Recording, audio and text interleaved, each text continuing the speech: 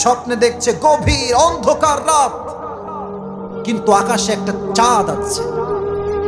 চাঁদ যখন দেখেছে, চাঁদের দিকে তাকানোর সঙ্গে সঙ্গে চাঁদটা আসমান থেকে জমিনের দিকে, খাদিজার বুকের দিকে লম্বা টানে চলে আসে। জীবনের ফার্স্ট ওয়াইফ, প্রথম স্ত্রীর নাম কি? এক বাক্যে সবাই বলেন, নাম কি?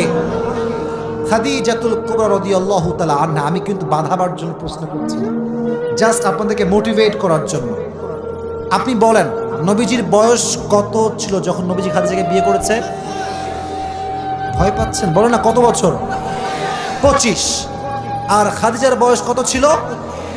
তাহলে মোট গ্যাপ কয় বছরের? 15 বছরের গ্যাপ। নবীজি একদম হত দরিদ্র ছেলে, টাকা নাই, পয়সা নাই, গাড়ি নাই, বাড়ি নাই, কিচ্ছু নাই। নবীজির টেনশন, আমি কেমনে নিজের পায়ে দাঁড়াবো। আল্লাযী আনকাযা যাহরাক। আল্লাহ বলছেন, নবী টেনশন আপনি করবেন না, আপনার দুঃখ কষ্ট সবকিছু দূর করে দিবে একজন। আওয়াজ দিয়ে বলেন তো তিনি কে? নবীজি এবার ব্যবসা শুরু করলেন, লম্বা একটা ব্যবসার সফর। নবীর বয়স যখন 25 বছর, নবীজি ব্যবসা খাতে খাদিজার সঙ্গে সাক্ষাৎ করলেন ব্যবসার খাতিরে। যখন নবীজির চেহারা খাদিজা দেখলেন, এত সুন্দর চেহারা, সুশ্রী মানব, হ্যান্ডসাম যুবক। খাদিজা বলেন, আমি আমার জীবনে এত সুদর্শন পুরুষ আর জীবনে কখনো দেখি নাই। সুবহানাল্লাহ, নাই আপনাদের সবার?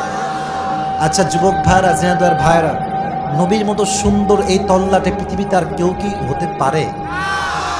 নবীর কথা তো আসতে বলেন, কেউ হতে পারে? নবীর মতো হ্যান্ডসাম, দেখতে অসাধারণ সুন্দর দ্বিতীয় কোনো মানব কি আল্লাহর জমিনে দ্বিতীয়টা আর কেউ হতে পারে?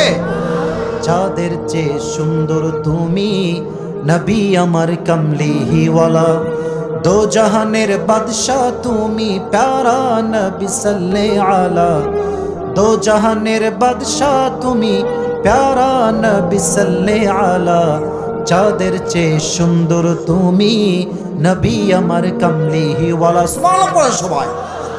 দেখেন, এটা হচ্ছে খাদিজার ঘর, এটা হচ্ছে এন্ট্রি গেট।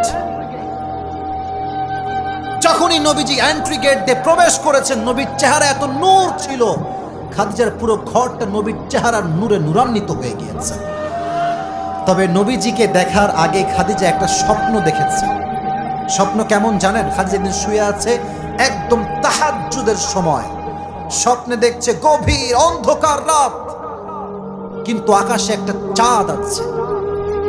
চাঁদ যখন দেখেছে, চাঁদের দিকে তাকানোর সঙ্গে সঙ্গে চাঁদটা আসমান থেকে জমিনের দিকে, খাদিজার বুকের দিকে লম্বা টানে চলে আসছে। এটা দেখে খাদিজার ঘুম ভেঙে গিয়েছে। এবার খাদিজা স্বপ্নের ব্যাখ্যা জানার জন্য তার চাচা ওয়ারাকা বিন নাফেল তার কাছে গিয়েছে। চাচা জান, এই স্বপ্নের ব্যাখ্যা কি হবে? উনি এবার তাওরাত ইনজিল সব খুলে বলছে, সুসংবাদ সুসংবাদ, এই স্বপ্নের ব্যাখ্যা হচ্ছে যে এই জামানার সর্বশেষ পয়গম্বর তোমার স্বামী হতে চলেছে। সুবহানাল্লাহ পড়বেন না আপনারা? তো যখন ইনি এসেছেন ঘরে, নবীজি তার চেহারা নিয়ে, খাদিজা মোটামুটি কনফার্ম যে এটাই মনে হয় সেই শেষ নবী হবে। বাট বিয়ের প্রস্তাব কেমনে দিবে, টেনশন। তো তার একটা গোলাম ছিল, দাস, তার নাম হচ্ছে নাফিসা, বয়স্ক। বলছে, নাফিসা এইদিকে আসেন, এই নেন, খান, টাকা নেন, সব নেন, একটা আবদার রাখতে হবে। কি আবদার? বলছে, এই যে যুবকটা দেখছেন না, ওনাকে গিয়ে বলতে হবে ওনাকে আমি পছন্দ করি, ওনাকে আমি আমার জীবনের স্বামী হিসেবে চাই। সুবহানাল্লাহ, এত আস্তে জোরে সুবহানাল্লাহ পড়ে আপনারা সবাই। এবার নাফিসা কৌশল করে নবীজির কাছে আসছে, ডাক দিয়ে বলছে, মুহাম্মদ, তোমার সঙ্গে আমার গোপন কয়েক মিনিট কথা আছে, কথা কি বলা যাবে? বলছে, অবশ্যই বলেন, কি কথা? বলছে, আচ্ছা তোমার বয়স তো মাশাআল্লাহ 25, তুমি বিয়ে করো না কেন? তোমার সমস্যাটা আসলে কোথায়? নবী যে জবাব দিয়েছেন পুরো আমাদের জবাব দিয়েছেন।